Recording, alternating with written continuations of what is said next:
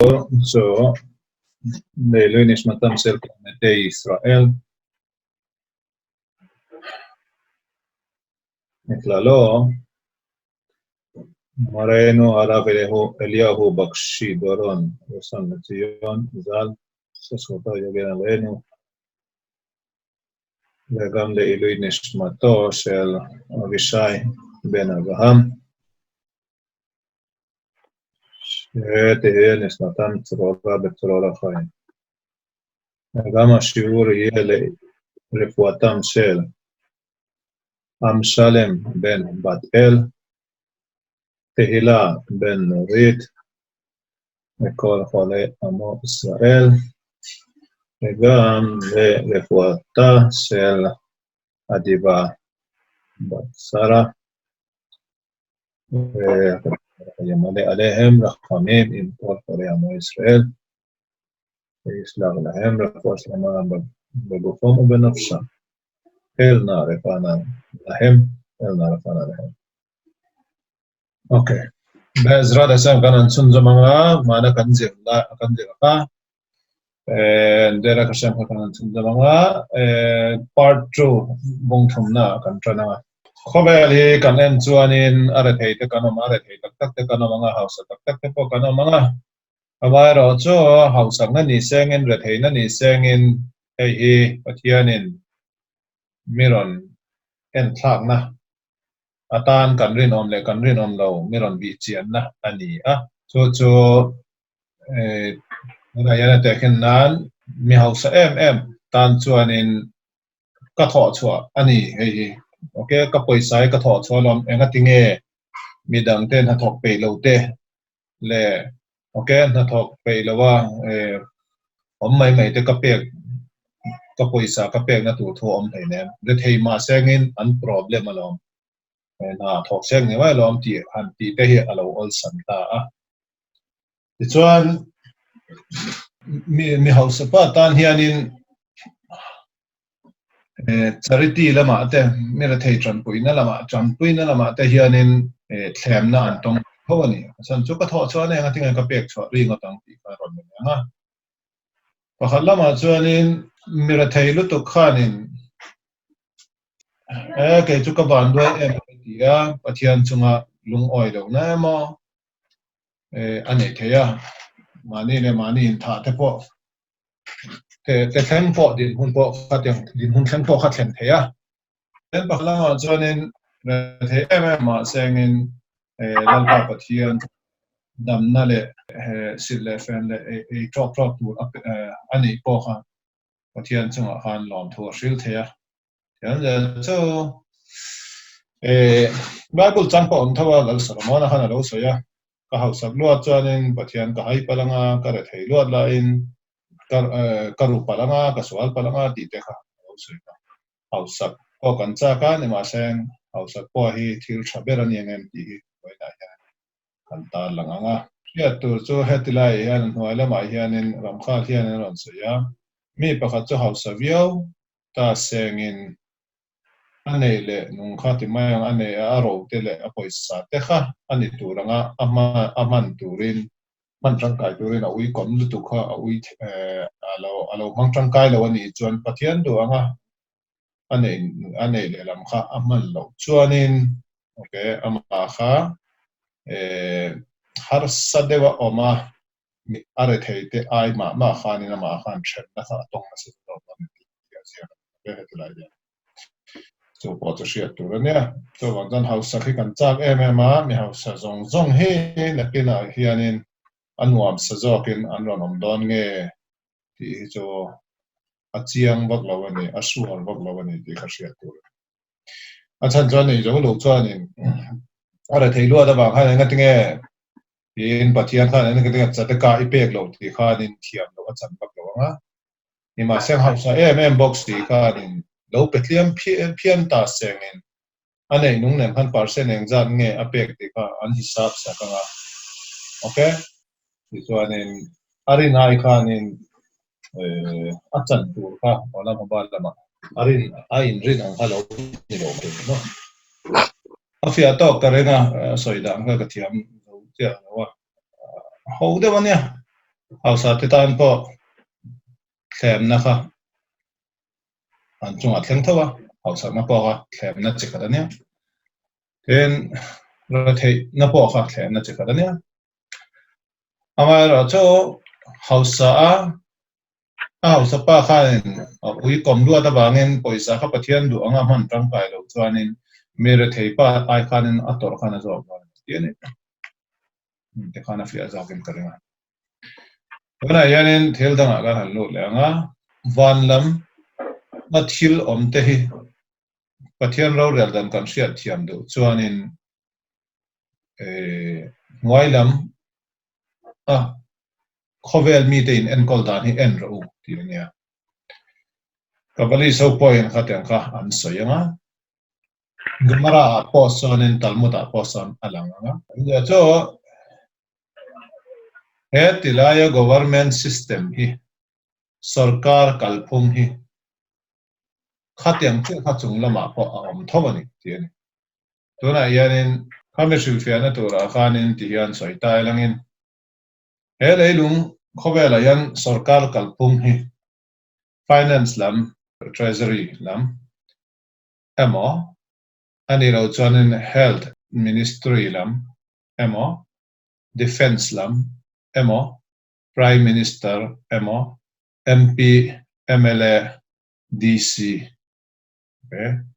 tia kan nei that that ang hianin police lam department apo om thawanga IPS te po anon om leanga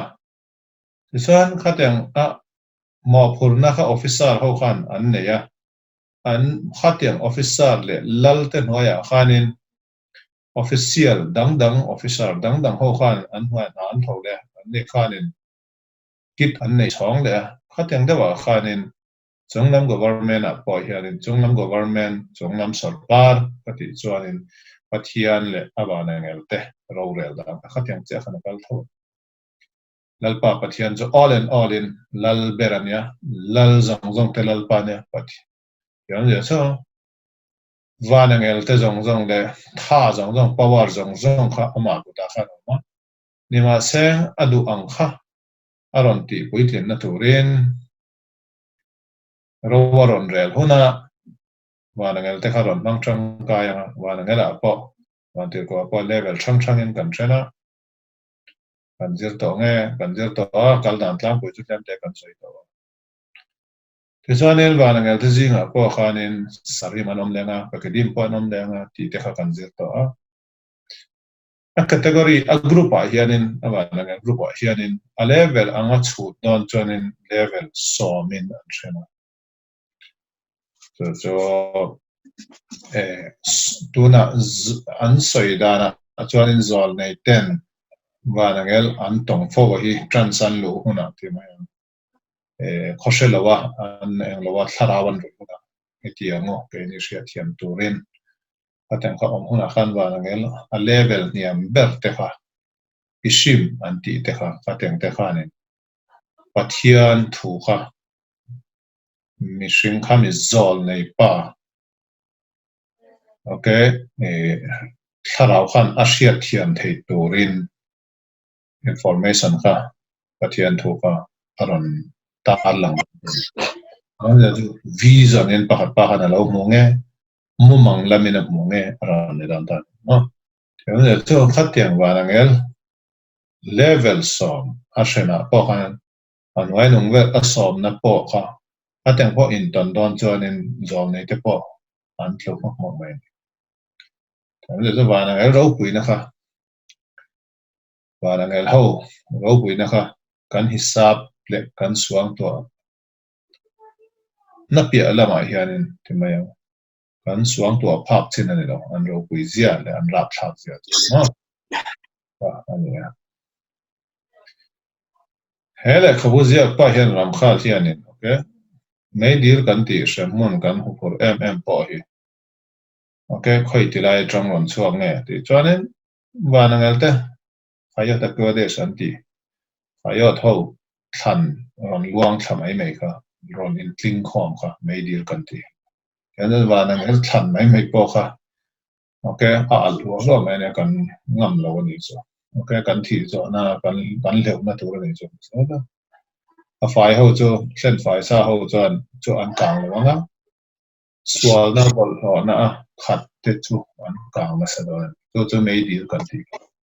yo na mei dir ka ti huna hianin lui lui te chu lui chang ka cho an luang ta de la nga sang de wa chang te point ti chuanin aron in tling kho ma hun niam dewa cho dir kan tiแต่จังบอกจังคำอย่างที่ว่านะว่าที่เขาเราคุยทันโอเคสรุปตุลาบางอารมณ์ร้องสาขาไอ้จริงข้อมาดีละจะไม่ดีกันที่สุดเป็นเอ็นทีร์นั่นเนี่ยสวยอันนี้นี่มาเสียงินคำมีการันตาลันนะ so ปัจจัยกันเบียกันอาบานเงี้ยแต่พอบ้านที่เขาแต่พอขัดแย้งกันนี่ต่อจวนนี้แล้วก็ปัจจัยกันเบียกันค่ะโอเคนี่อัลเทย์รัวกันนี่เราเสียที่ค่ะเสียเจียนเด็กนักตัวเรียนการันตาลังแล้วก็ส่วนนี้กันทุกส่วนเบอร์จะตัวไหนยันนี่สุรการนะฮีเลย์ลุง government system ฮีสุรการกัลดานฮีกันเป็นจวนนี้ก็แต่การจงละมาพอกันเท่านี้ส่วนจวนนี้น้ำส้มสารีเชนเนี่ย traditional กันดอนดาราจวนนี้จุดได้จิมาจวนนี้ข้อเวลมีผู้จงมีจงฮี group ส้มสารีกันเชนะน้ำส้มสารีอันนี้ข้ามีน้ำส้มสารีอัจฉริยะอารมณ์ดาร์เลงอาซาร์รอนอมเลงนี่มาสังอักกุมคุยกันติดตรงนี้อาซาร์อักกุลฟุยฮอกจูอเมนบรันส์เขาก็ติดตรงนี้เขาจะสอนสารีอันนี้เขามีอาซาร์อัปหันอาซาร์ดังเล็กที่เขาอารมณ์น้ำชงนี่นะสุดที่น้ำส้มสารีฮอกจวนบาลังเอลสารีกันที่เขาก็อันนี้ชาวนี้โอเคสุดYashar kantia basic Jewish Judaism concept kan jirna ontlem te so ito khateng le khania na khami idea kha aron poi modon chu ania chu sarin kan ti hebra chama sa kan ti chan minister ti ania MP no mga MLA no mga ti chanin district level SDO te poron le nga ikanin aron te tiel don top na chuanin chokida okay pakit nilo ko pakit chu clark alania anilo ran pakit maskirut chu okay maskirut demo pakit demo to clark emo secretary emo alan nga chumin noi chuan apion kan ti ho pa apion kan ti ho ka chokida kan ti te aron ne okay kyang bok chuan family apo okay family apo chung khata ban chung pa ano pa afatir paber chati khati tikan power kan nei thu kan nei na to ha tikan aron te tel kan ti don nge aron jong chu kan ti ka ani em ja jo khata kan to ne mesia kan ha tur pa he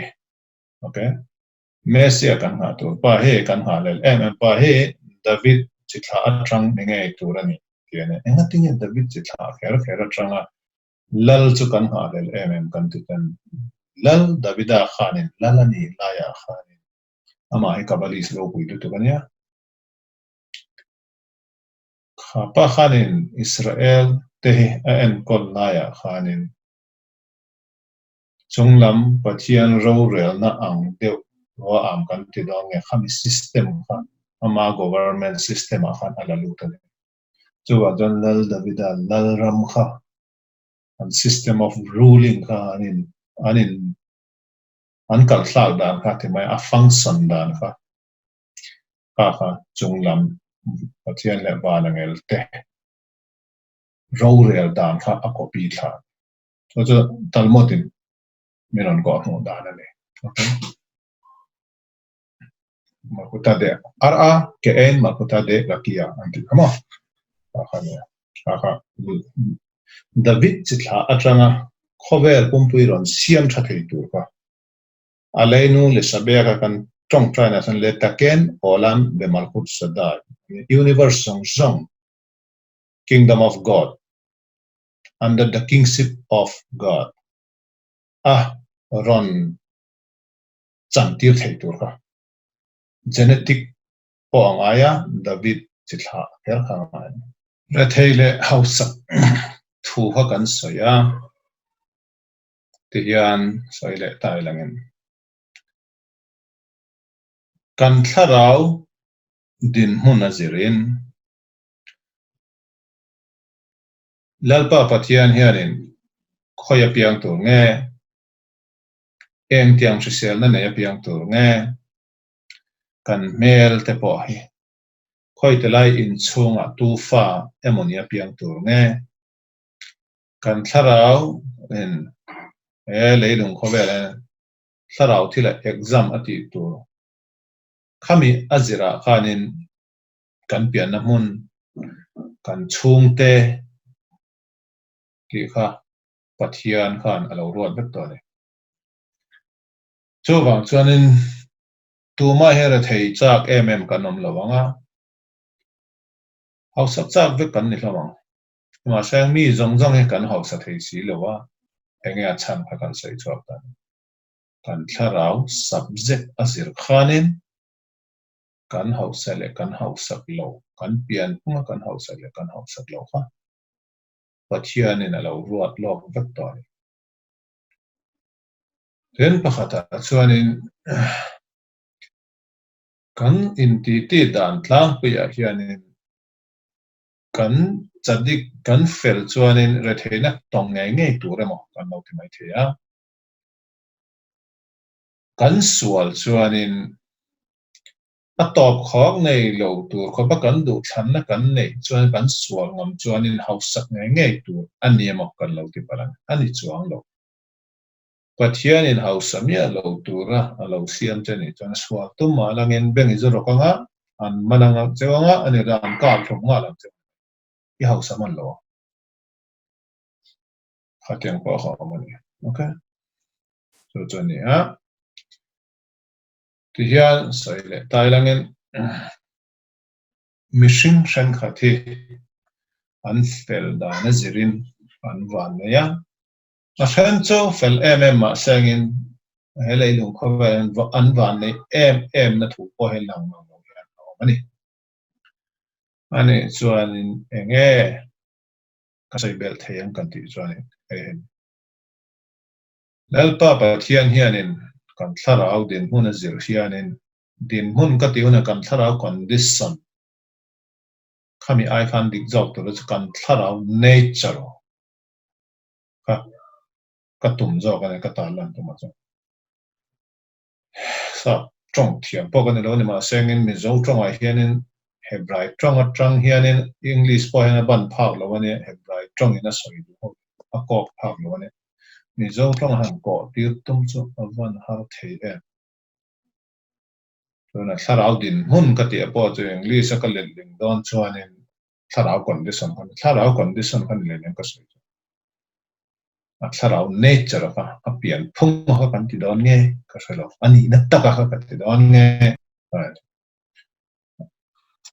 okay ti hian esai le amo achang chuan lalpa pathian hianin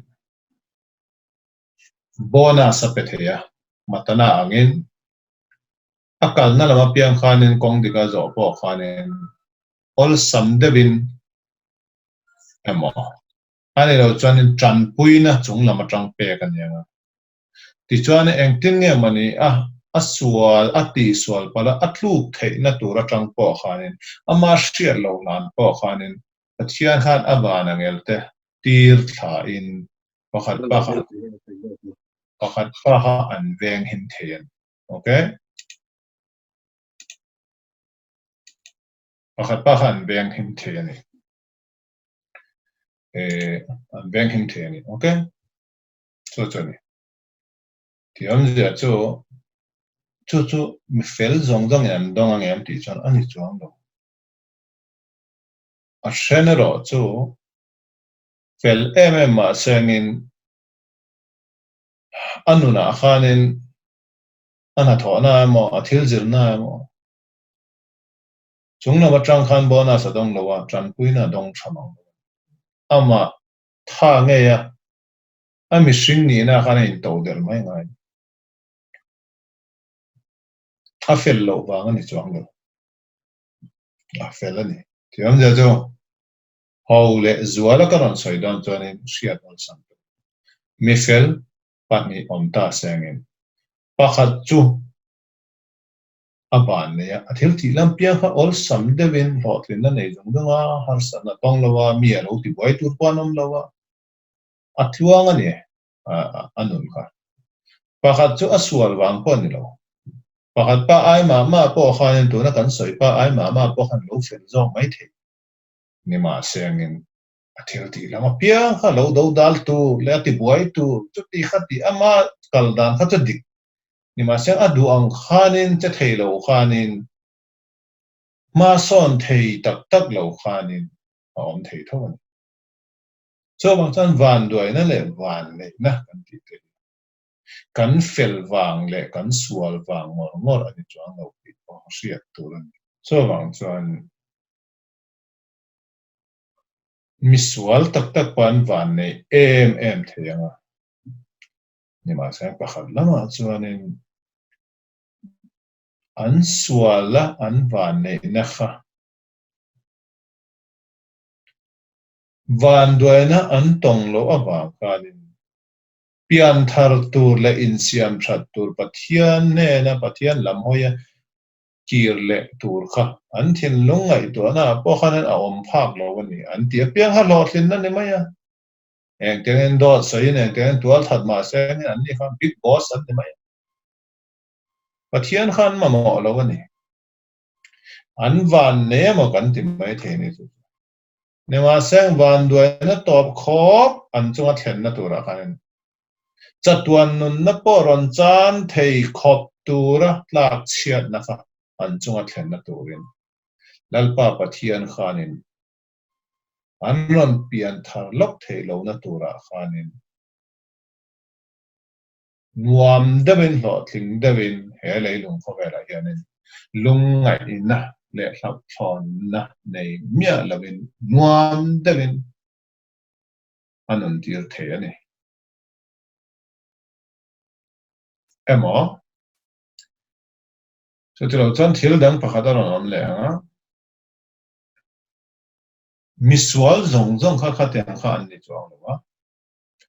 misual than khat ero chu an sual ema ni ma sen lalpa pathian kha an sual na an thin lung chiat na le an sual na kha pu chuak thei lo turin anang le tlat ani ama khana sual du khovel pumpe mi zong zong ma pui zong zong ko that chak vek po yatilo ni ma sen lalpa pathianin lo thlin na pelawa a thin lung a chiat ang khanin engma ati pui tling thei lo ani chu teng mi hring po chana man chu mi kan soya chuanin misual te po hi a hran chu an van nei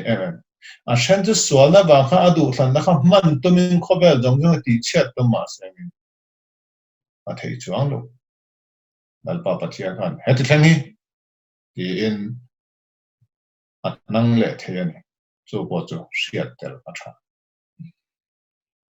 basadar so hang chuan pakhat lama ero chuanin han soile don chuanin mi tam tak hian re thei na le hre om hi kan tuara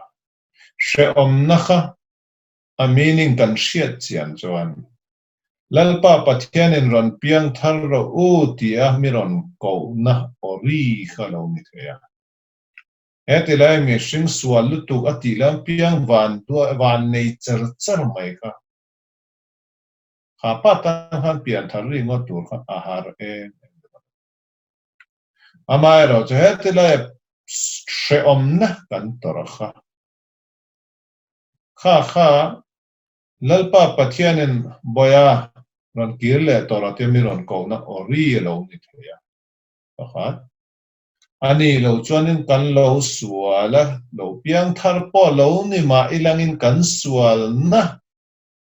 awanga kan tharau kan lo ti bol lo to a kha thlen fai na turin khami she om na khanin miron sil fai ti te pon ni thil pat nge ni chu ka sai chu poimo em mai mi tam tak chuan ka du angin ka sualanga Pathian na yom kipura olal pamin ngai dam ro ka tiang ka sual na no thlen fai vek aniang kan tiang thlen fai chi oma kan pian than na ka pathianin o miron ti pu miron pom sak zo po khan kan sual na awanga kan bol lo na ka ala fai tak tak lo khami sil fai tak tak na tura khan nom sak na le physical pleasure kan ke kan lo thluk na kha tiang kha ada kha kan ti dang address kha tiang sul nu kha sil fai tak tak na tura chuan nom sak na kan ti bol ho kha she om nei na sil fai le turan rambam son pian tharna sa khoda na zia na san ko chu wa san sual na chen khat chu yom kipur zong zong point ngai dam ma sengin thlen fai tak tak an la ni don lo khi na chawen ala thlen fai tu rani ti sual na chi po om mission karon bel changa a shen chu ero chu hel dam lai ni khwa she om na zong zong point a thlen fai zo lo mei dil shem mun na ta sil fai om tur thlen fai tu te po ala om dan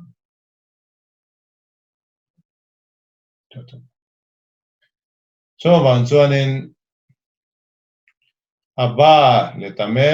potkhim lo kan ti kha talmud tanga nia ma se ge yoma to pa bol ho konga ikal du chuanin pathianin anang lawang che e kong khar hon sakang che ti khar on le so van chen mi sual kong kan zo huna hianin pathianin aranga rangin kan sual zo zo kan sual la ya khanin trek ron tan mi ron that lo mai thi akum akimin kan sual mai thi tu tiang huna chuanin eng tiangin sual mai la pathianin mi ron ngai ben ba sual the ani ti zong khanin lak pe lo olta enga tinge khateng khan pathian khan om tir ta kan tu tan pathian chu do thei de ania so bang chan lalpa pathian chuanin enge ti ta kan chuan mi sual pa kha thok le kha ta khana shem lo wa a sualanga shem tu ne ta sen tha mak mai tu na thi tok mai tu te lo ni ta sen a thi lok tir lo wa a chan chu za ngai pathian ania bang khan tu na ya sual ma sen na ki na aram chang han ma na ram piang thar ma nam ti kha ala nga pe ani ni ma sen kha mi sual pa khan kha te kha pathian za ngai na kha Shethiam lawin pathian po hian ka sual po ya ti lawani min hu lawani ang a she phak lawani ang ti lam zonga ala pal chuanin aswal bel tial tial nan aswal po kha poi asato don lo poi sak na re na ni to don lawani chotiang den huna aron om huna chuanin khatiang khanin chatuani na kal don lo kum tluangin khatiang khanin awan ni don lo ti a shiat ania cho hetila ya hianin an sual na khan an a capacity ka ti dong guarantee an ne ya mission dong na guarantee kan nei veka khami a sual na khan heti thleng hian a sual huna cho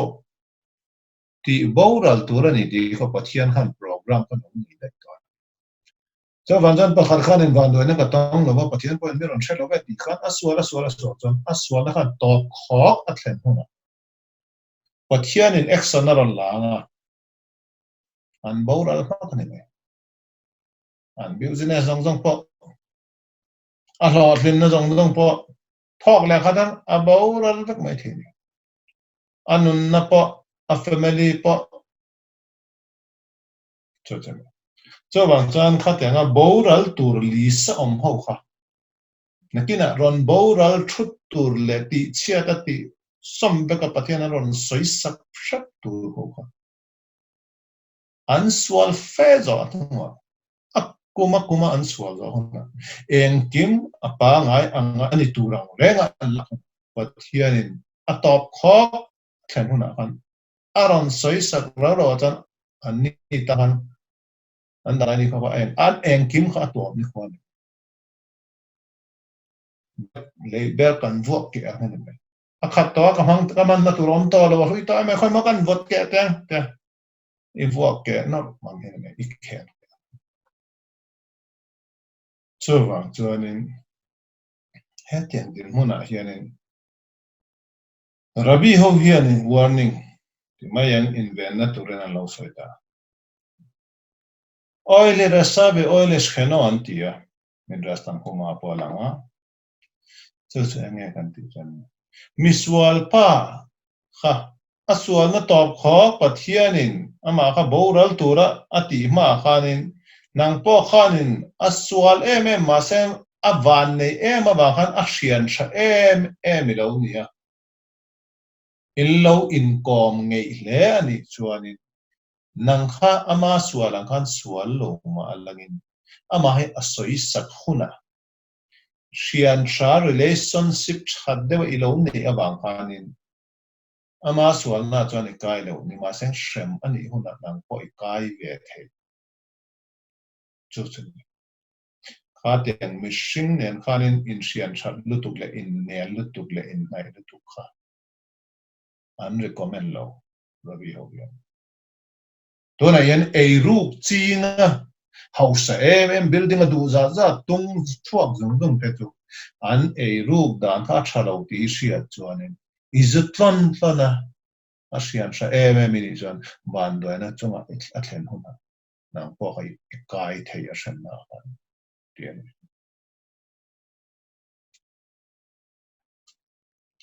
so wang chuanin fair lo lutuga lo tlin na ne ani ti chuanin khatian hrian sha ni lutuk kha tum tur ani lo in van do chuan ti in advice an lo pe to ani etang izil lo tan chuanin khobela nia aswal na khatu man government pon eng ma soi lo hi tu ma pon ka okay eng chen ngan soi lo wang kan thalo mo to chuanin a chan cho to na kan soi za po kha thaddewa in hria thian chuan khobel mi te mu dan he dang dai to dan mi che thei mu dan po kha mi pani hian en don ta ni mi re thei i mu po kha nin I thlir dan kha ati dang lam the ni to na kan siu lo tin khobela thotling la house le lal te po hi ot turan ni lo zia te po kan te so den khallama chuanin fel in ti malangin idu angin pathian in aron mal som lo chenge ti tur hianin she omna le har san na zong in inun atim khum cha enge om zia ti te po kan soyan aril zia hi in ngai nan lo chuanin a har mai the hriat chho lok he ni ma sen in hriat thiam tak tak chuanin leilung khobela society en dan le mihring te mu dan kha ti hian a thleng dang lam the ni mihring hi pathian hian kan chunga ro re langa engtin mo kan ti jan ke ni hianin ke ma cha ke in ena ka chunga thleng nen hian lo pa pathian ro re na ka isa avan fair lo be an ban ni idang thut ting o hausa de hausa pa ka lo pian ai tenge ho du khera ka lo pian chama ne america te europe te lo pian tai lang in london te lo pian tai lang ti te po kan mai ani lo chuanin hetian hian em ni ha complaint te po kan nei me hetian rin na ko nga hianin kan ti sual fo thin oma a chan che enge kan ti chuanin tu na ke ma hi tu na nang ma emo nang ni emo ha pathianin eng tiang condition na eng tiang din huna aron choilen nge khoi tilai huna ron seilian nge ti te tin ivan ne le ivan duai te zong po ha eng tin nge kan chunga hianin pathianin ro arel ta kan ti chuan ke ni generation ke ni hun bi to he a en lo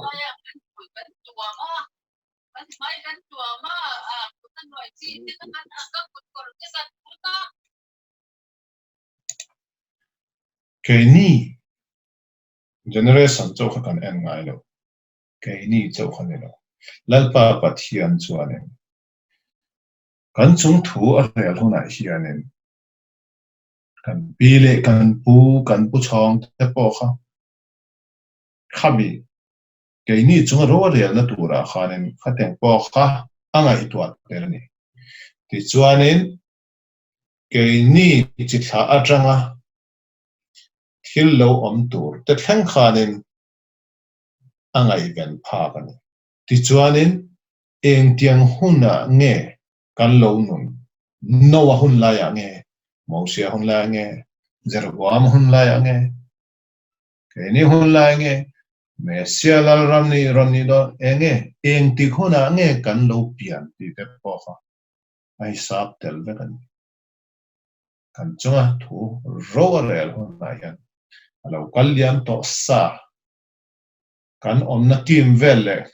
kan thang kan chuan eng chuan om nge kan ni eng generation om nge kan ni kan tho chuara kan fa kan tu te eng angin nge kan chua tiang jong jong ha a vai khanin kan chunga thil thleng tu thu thuk na ro rel huna a tiang jong jong ha huam tel vekin ro rel shi ani ti khashia tu tu tiang chu lal pa pathian kan ni lo wang khanin eng tin nge ati hi a detail lutu khian kan thade ni ma sen general a chuan kan pian ma le kan thi zo kan chi tha te thlengin eng tin nge tiang ka a tiang da ke ni chung wa conclusion na nei theina tura khan a pai khan a en khom ve kan ni ai sap tel ve kan ni te khashia tu tu ra hian apa chu lo chadik biau ta sen lo fel viau ta sengin a fa pa po kha sa khomi le fel tak aron ni mai the ane lo chan apa kha lo hausa lo thi po ni ma sengin ro wa pe a fa pa a thiam bang po ni lo a tho chu a po ni lo apa trang khan a hausa ve mai khateng a hausa pa nen khanin re thei fa mai hol te mai zuar street a kholai phiat mai mo kha kror pati lo ron ni ta sengin a pian phung hausa kror pati nen khan an din hun ha ain thau ain thau ai nang mi alo ni pakhat chu awan me awanga hausa ngot ani maya pakhat chuanin ma tho rin le azir na san wang le a be na sa ta wang hausa tu hausa na chu nge ro pui zo kan ti chuan a tho ri ma wanga a be na sa ta wang hausa pa ngai san zo ngai san kha a tim zo shem shem chu wang chuanin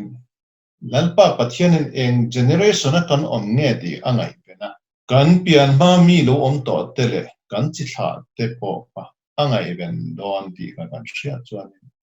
ma ni chau hen kan ding thei don lo ti ka ria chu wang chuanin kan fel na in atling lo te po lo ni takin kan van nei du chuan chadik me fel tenena relationship in po zom in kom ngei kha chan dam na kong ani etilaya misual te lotling ma sen khoi tilange an hei misual te lotling em a khanin in kom ngei le a in relationship kha a that viau chuan nang point ni tor phat kan tiang khanin mi fel chadik tak nen in kon nge viam chan ama chadik zara khanin nang po ka chan him in cho changa thoro fia le zual to ren karam pe anga te khin na pa karam soi le anga thona po hianin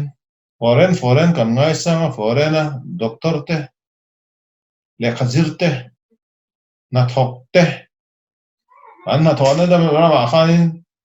Dubai ani se America ani se Europe ani se London ani se coronavirus ten lon ve an sual wang po ni lo an chen na khuwa khanin virus alien wang ani an neighborhood wang ani hei neighborhood ani jo oil ra sha ve oilish kheno kan ti chu neighborhood awang khanin fel em pa po khana tor pha the ni midras apollo soito ramkhal pa lo zia to ni to na hen kan tong na nge khatyang problem chu leng tin nge kan en ko ka soi ka po fa na kan mit nge en kan huwa cho tenga van doi na tuar te chu an khong ai thla ka sin ei zong turin ei mai po ne lo doctor na ten du thok te po ne ma na mi ti dam turin ni ma seng van doi na khan virus khan alo man to chon ana tho na mun kha pom pui kha virus khan ai te ka bang khanin khami chunga van nei pa ti maya mi fel tak ngir nei na nei mangai na nei mi ti dam pa po ha to chu chu ni chu oi le ga sa oi le skha khatyang boga khatyang din huna khanin a van nei ho kha virus in alo attack lo na ram thing tlang ram khoi te la ya tu ma hriat phak lo na mo kha khatyang hlau thong na re khom lo mai the sin cha the na ma kal da mission hi kan in zong zia chu wang chuan in neighborhood emo i hrian tha tur emo i ei pui tur emo i in pui tur emo in kom nge pui tur kha phim khur de we than lo chuan tuna virus te khen na ka pek tu pi sa thilan tharau thila po khan kha khani pakhat chuan van rama thlen thei don chiwa pakhat chuan shanhuna mai dira ko thlan mission ve so chu tiang idea zong zong chu tiang thu zong zong an fun khom chuan kol Israel arevin ze la ze anti so an zudat ke zong zong an tharau lama hianin anin pot zom veka pakhat torna pokha pakhatin na pi phat aton phat abi ni ma sen pakhat felna wang khanin anin pot zom veka ne ma pakhat felna zara khan ati tha te pakhat vane an do phat engatinge kan trong try na pi all alpa lele ban siam to lo pui ber alpa pathian Abraham pathian Isaac pathian Jacob pathian engatinga kan pi fo Abraham khan tharau na thading na lo thoka pathian mel thria da nia Isaac po khanin Jacob po khan tung thang hian anni zar kha kan la zo atu po kan trong try chu chu ni he tilan mi sing te ke ni chau ni lo we kan pian ma mi te po kha tu chi tha te ne ini Abraham chi tha te tak tak chu ni em ni lo em ti te theng khanin nalpa pathian ni ngai ben don ni so te khan om shi sangin zo na da me also tam tak te hian an cha ta ka hi thla ka en hom hin na man ro ta nan mang thei ange man thei na chi na om a chan ta tal mo te na so ya bang cha da ka ta chil me ma ve charity saves from death okay me ma sang man thei na chi na om ka ti chu anti lai 100% anti lai po kha thok tur mo ti chuanin ka suar lo ne ma sang critical condition a chuanin ne khatang kha a om thei talmud lama tangin rabia ki ba fanwa tangin kan sia ai nei nu ni a thi turan lo puan khan ya rcn thiam mo ne ma sangin ana tu ga khanin jinga ram thau the ya engma ti sin ba ne ma sang ambang kha en chuanin asam kira khanin rule kha alawin chon loma bangne pax alawin thila apa khana ram da rabia ki ba khan no nimin khan engeti thil tha engeti kanin nei nia mere thei pakhala ron kong kha biang ron dinga ei tur nei si lo ka ei tur ai oin kalo pe ta ni te chuanin apa chan rabia ki wa chan wow ani mo ani tak ba chu chu nei chu i him na cha sadaka tachil memore charity pe khiane athi tur lai tepo acham him theya ti kha aron nam nge ta ni ma se hun zo zaya ma ti me ron do don chuan o ka tingam lo emergency case a chuan om thei chu te share to ra chu khatiang kha shemia lo khan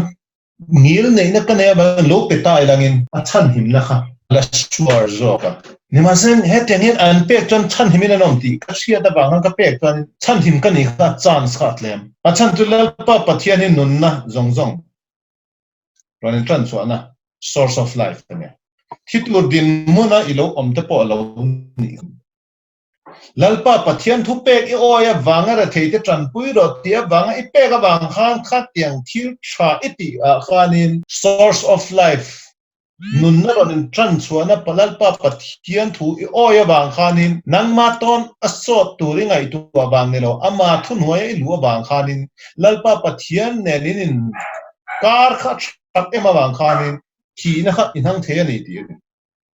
นี่แม้เส้นขัดยังขัด magical act อ่ะโดยอ่ะมันตุ้มจวนนี่อปะว่าใครติดเลยมันเนี่ยเราสัตย์พอละปะขัดข้านี่เนี่ยอันนี้จังขัดยังขัดนี่จังยังเป็นไม่ร้อนชิลโลไม่ร้อนชิลตาอันเล็กไอ้พอขันตะเป็นเหมตุรสีก็ร้อนชิลแต่จวนขัดขัดยังขัดนี่ตีจวนเฮียนี่ยังตีจวนนี่ลัลปะปะเทียนทูบางเนี่ยเราเป็นนั่งมาตานทิลชาร์ทงตัวเรดัวบางเลยอินช่างหิมดัวบางเลี้ยวร้อนนี่ดูนะปะเทียนหัวเตลตัวดอนโลดูนะทอกบางเฮียนี่ทอกใจดอนโลขมิมิตสวาทิลอิติอาขันตีขันอีเราเชียร์โลกจวนนี่ช่างหิมดูดอนโลตีก็เชียร์ตะบางจวนบางจันทิลฮีสอด secret กัลตูจีเอามา secret นั่นจังไงพอจะเอาเวลูปะเพราะว่าเขาเต็มปัตตาไม่ได้ดาวน์เขาเต็มแต่บอกเขาทิลเอาอันเทนี่ที่เขาเชียร์ที่กูนี่สอดอลัง LMM ปัทยัน GMM วันด้วย MM ฮาร์สันนัตงบักเชื่อมนัตงเดือดเร่งอดัมชุบมาที่เทปอมเทนแล้วป้าปัทยันนี่ก็ดันทุบเอกเดเป็นจำจวนกระทุบอินไงทักจวนนินก็มาสองจูที่เทกันเนี่ยนี่มาเซลมีเฟลตักเฮียตั้มตักเฮียข้อเวลวันไหนนั่นไหนมังเราเฮียนินข้อเวลวันไหนนั่นไหนมังเราเฮียนที่เฮียนินฮาร์สัตเดบินน้องจอกมีซาเลงไงซาลุตุกปะอันจังเฮลโลอันนี้ฉันไบเบิลนั่นสุดก็พยายามยอมตักก็ได้เกิดขึ้นตั้งจวนก็มาสองจูอินเนลมาเตจูงก็เลยตีรังจูเชียร์ตัวจูจะดีกันที่ righteous person Bible จางออกมาจะดีเยสสอดออกมายันเดี๋ยวจูมีเฟลป้าจูข้อเวลปุ่มปุยดมดิ่งตูข้อเวลตานยัน foundation building ยัน foundation กันอันนี้อย่างเดียวข้อเวลเชียร์นั่นตัวอัจฉริยะนั่งอัจฉริยะตัวเราบล็อกป้าจูเลยข้อเวลตลักนั่นตัวตลักเชียร์นั่นตัวเราจังเราแบ่งจะให้ไปอันต่อมาเนี่ยให้จะดีกันโอเคยันเดี๋ยวจู lalpa pathianin tora mang changkai han lele bana siama a tora ti nun natura han a life force ka activate che ngai chu tora kan zir chan po ania so wangjan tora kan zira tu na kan ti na te po foundation of the word energy ka creative energy ka kan activate ni kan tinungin so wangjan khovel hi a chelawani ti ka sia tora la mai kalai sual lo chan chadi kin mai isial lo lan han pathian thu Israel khan khovel leilung zong universe zong i choin an achia tura than i veng humanity ka sia so an la toya toy kin fe in an so ya chadi yeso ola me fel chu leilung khovel ta atam he na ain ana ani chu wang chuanin she omna le na ator te khan ama hun laya anam puite am generation ami puite kha an sual ta khan a chok wang khan a thlen fai the ama hun lai mi pui chau kha siam tha ne lovin leilung khovel zong mishing te zong an ron fel pumpkin thlapin aturun an zavaya siam thata dom chawa kanon theina tu chati khau hian an tuar kan boina der onom huna hiarin misual te pan thiang miang indo na te om chuan nima sen khat te nga kan thit dura ngai lo chadik fellut tu te po kha khanin no nan chan the now sen te swal na ne la ne ne indo puita ron om huna anu le patan thi to chon tui ne tir tu rom to lo men chom tur pom to lo bin an thi lo mo enian ti swala tu teng now sen ho fa mi fel ho tu ma poi khoi tu din huna om lo te pon indo huna an thi pha lo tu teng la pa pa thia ai sam vek ala khom vek ka teng thlarau man ru tak tak an ni swal le fel na hisab don don thitlak me lo ka teng mai thi mai tu ti me lo ko an nu na khala bo ina ami pui zong ai o khan an mi pui zong ai o thian ya ba khan ami pui zong chadik na khatun nu apa an ni na dong yang ara kha business thalu to kan khatyang shachiang ho khan chadik ho khan thian lau le ne pathian mi nga thi an lau lo na chan chu mi pui ten chan him the mi pui khan ama chaw na thil ti thelo kha mi pui zong khan an chi tha song te khanin ama awanga lo dam chua te khanin na ro pui tak tam na thau to na ama chaw pakhat individual a siam pi a tho chua pi a million ter khanin thil tha tam te khana na ti business chalu to na ten thurok shethiam ho khan tu ti thi to khan thau lo to kan chi ra ba ma sa po kha ra ba leo Mordechai leo ka ti ra Mordechai leo zal je kona leo kha se su to ya le ale no a thi do na khan an nu ne na alo sui lo ka al pa pa thianin meron zota mi pui tam deuh tam thi ai o a hianin inun na hi kala don idu ati in an long zota idu ti chon adu chon kala dam du kala nong du ti chon oi o ti o alo ti ya ko bari sanya ala mo de ka leo to kan fiasa an nu he la khana soi kha an nu khan nang lai pathian ne na soi pe hai o lo ti zera ke ta ne nge nei thain gom mai don mo ka ta tur me ngai to na nge ti in ka soya ati ne ma sang in an pa khan o ai ka ti chon mi eng za nge ti tur she Israel fat heti zat an number po she ha ha shi ka khan an nu khan she ti am ta o cho cho ne chan ke ko ka soi tur ka she to lo khatiang zo zai zo da fa chan him na tur oi lo ti ta mi ron shi za tra soi tur ka she to lo kha thuru ke nanda aron dam lo ti te aron dam lo ti te ra ati hun lo a khan in ti ma ya rin om lo da khan adam cho lo to lo aron ti ta ama za khadam la khan mi ti dam ne na yo ya sa khatiang khan tu tia tar nasalu to po la ni lo wen ti nga ti ta ati za khan an nu khan kami thuru karon puang da ta ka so yang khanin sfira tha omer hun la ne hun bi chalu tu turan yani ma sengin satan at thlem na ya lenga lason hala in pong lon na chu ka de rabbi ki wastu de potam takan thia to jo mi tam takin tam sha da ne la fren khatinan soile da na chon chu ne lobin rom sarkar ne khanan lobin to national patriotic martyr ho wan no ne yani ai ngapo chu ne sen chadik tak tak Rabbi Akiva student sang som li thok da khata omer chial chunga het khati za kan thi man chuan tun khen hian kan sun pa cho han ngai to don chuanin pakhat lama chuanin martara thian ni le si Rabbi Akiva hian in khatyang student sang som hi le sang li a chan zo khan student thar alor khom ne pangange khatiang zinga khanin tuna kan soi khovel pum puya kabala laman tuiten an shiat an hai thero Rabbi Shimon Bar Yochai kan ti te tuna lak ba omer hun la thi zong zong an thi zo student thara siama asirti tharle apun khom le ho zinga khan khatiang level rual kha khat nis khat in tarbela sang hile sing hile sang li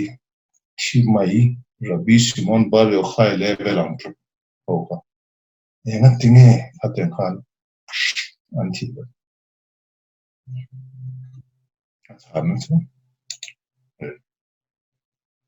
Antiemo,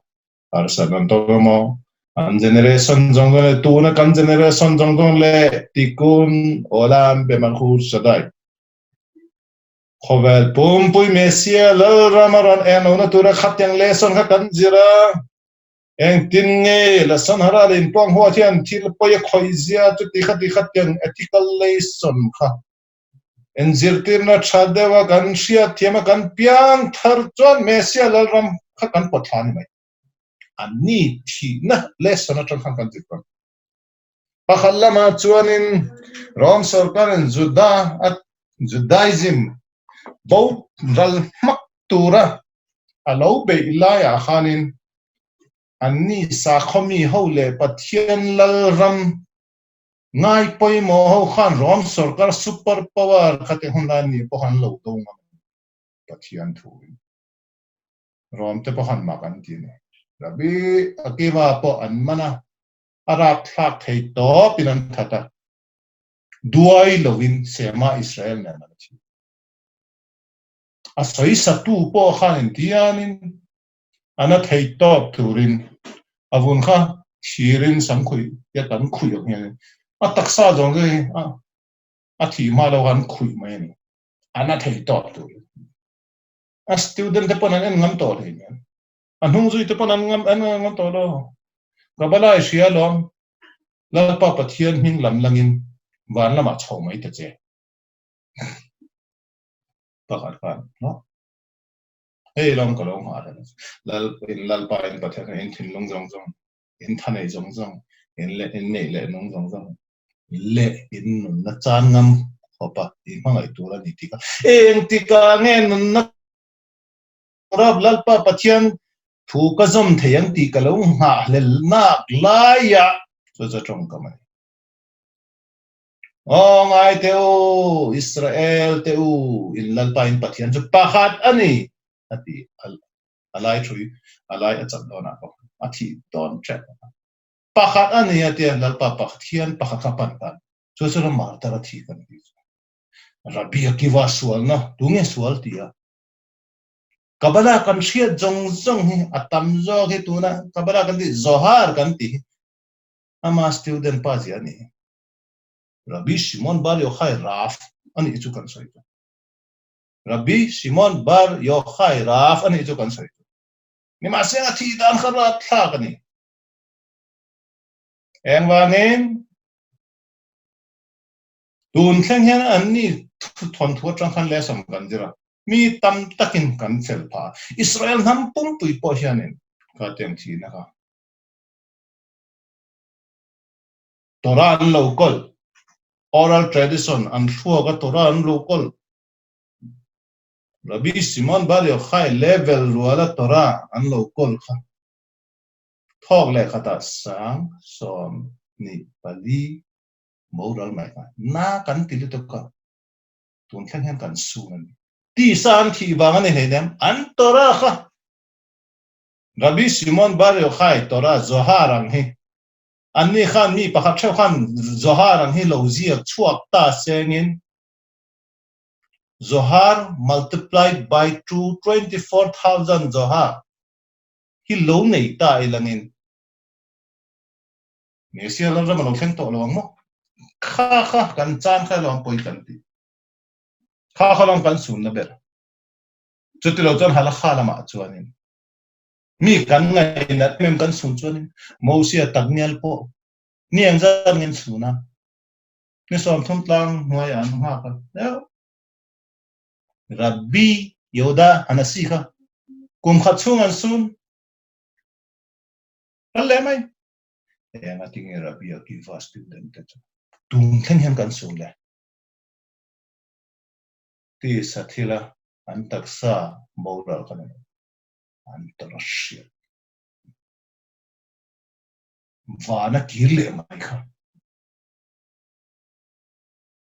uyam lu tak khatin dong phak tura kan tin lo kha he leilung khobela mi phui jong kha khan na kan ti kum khat ne kum sang te len kan chun to thienua tharau kal wana midang taksa luana e om renga le khabu en ja ga don om an ti di bu kan te a om an ma sang ha te hi kalu du na zong na ka lau ber po la ni a chan karon so ya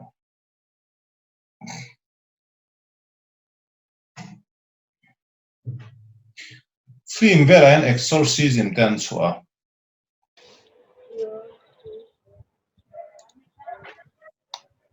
exorcism siam so film ana original pa kha true story based on siam to ni ma san tlan ten har dang na atak tak dan kha pastor pa kha ram huai amo mishing chuan lut kha not chuak pa kha khoi tilai ra mange American army officer ani pastor ani ma kha ti chuanin sepaya zo a khanin aron pian thara pastor da launia kothalika luta ti chuanin pathian thola main pe a ti kanin om ta an ko shan te khanin khaten thil kha ram huai mishing chunga lu kha an ne wa han tran puina an nge na ama pakhan an ni library le khabu om he tiang lam ram huai treatment pack dan hong lo ka zir tak tak na zir ta ti chuan zu beitan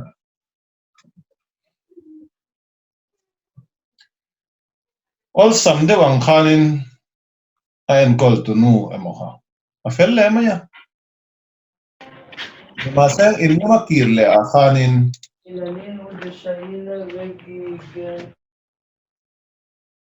in ma kir le do khanin ni nga man za ta hanon boy le an ko le a to kal le treatment zu pe le a fel le maya a tha to mo te khan ka le nga man za khan aron boy le an ko le ti khanin an ko le pe khan a kes kha arab thak tel te arab thak tel te arab thak tel te a top kha ka chuan ni nen tin tin ya man han not chok do chok ka ni ma se enge tu ma thlen khami thila ti kha tu man an sia so tu pa du lo wa soi ngam to lo re na soi tu to lo arama changin atlam ba khodang a pen de news a po soi du lo fanal ten hera po soi du to lo enge tom kan so a movie ang khan mi lo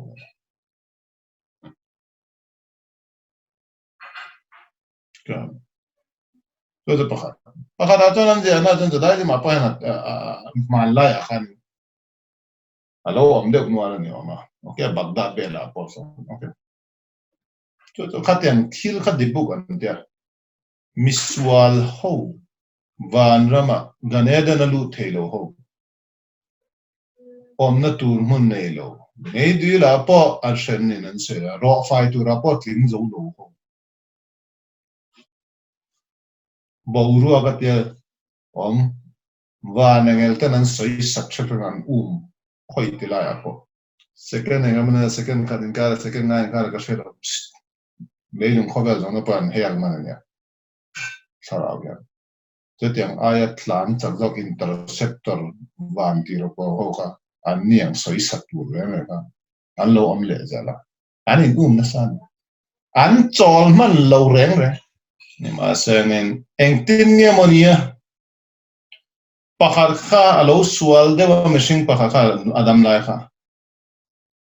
thila ei do na te trong trai na lo soi pe lo khateng sual na an sual nai tak blessing ten lo soi pe lo khateng lu khol khan jama an chan san ne chan an juang lu dan me tiam je khateng kha yen kol do ni po khan alu na pa po kha clean lo na ne ya alu po kha clean lo na ne ya 就是你 a problem okay所以做了当看没啥子办法呢我想我们睇人哋真我们睇人哋做我想做那真係 claim 啲啦啲樓都讀到半年啦喎佢哋佢一動作呢一特特嘅做呢就被動情的他那วันนี้嘛一說那種都好聽的佢聽佢即係那種都半光安半的空面nan po ke maran ni ran yang tu nan kan mo kasha ka kan en no po sia lo i wi de khai sia em ka teng kha ni ton do chan zo en kol tum ro ni chadik biao lo chuan in he lo mai thin to ha tila ya nan zo nan na ni thora show seng to ani lain chadik thi na in chuwa siam lo te po atonement thoi thiam hin na a theng thei angalang hi generation tina hian a theng thrin em chu te thang chu ka shalo generation zong ai ha theng nge ka shalo emergency ke generation zong han chadik yesot olam kha thi nge tu ti a om na ka shalo lalpa pathianin chadik te tharau ala khona hian ami pui ho moral amoral an tharau mi ni na pathi an chadik na an planiam to ti so na lalpa pathian khan chadik an sual na po on lawa an tharau la kha a him na beran mi sual te pon thi tura du ne chadik te thi tur cha du na ni ma sen chadik a million telan thi te ka mi narana ho million tela an thi ai chuanin a chadik pa tharau pakhat chawa ala ka dang te khanin pian thar zel na tu chan san nei na tu ni chuan ti in choice danga nei lo huna chadik pa sual na le thiam lo na le reng nei lo ba ala ti ne kha kha le ka khila kan ti best choice ane nei len ami pui ho kha generation ha very bad shape pa om huna alo thei lo ati nga ti thone generation zong a khan generation tin a khan kha te om do an ra kha du tu bang ki to la kum tin a le generation tin a hian khami point a khan thi nge ka sana martar an thi nge to om lo nga ma sen kha tem khan some way or the other a ton an yang ngem an thena om mai thi ni ma sen ian an so nga he tinga khovel pumpui dom thei tu hi chadik kan min mu apo kan shia lo shia po lo mu po lo ni ma ishia mi lo tu khovel pumpui ya okay chadik ni star an ti hidden righteous som thum paruk tal anom ngai an ni jo mera theina ran mai ra sa khomi po ang lo kut do ang mai okay mu sitla deu in anom mai thi ni ma se an tharau kha khovel pumpui he tila le ma khovel pumpui dom thei tu khopa fel chadik mi son thum paruk tal generation pakhat ha no ma chu ti lo chang khovel ding don la ti po ka she so de sang jun sang wen tan na tu ka kan ho le don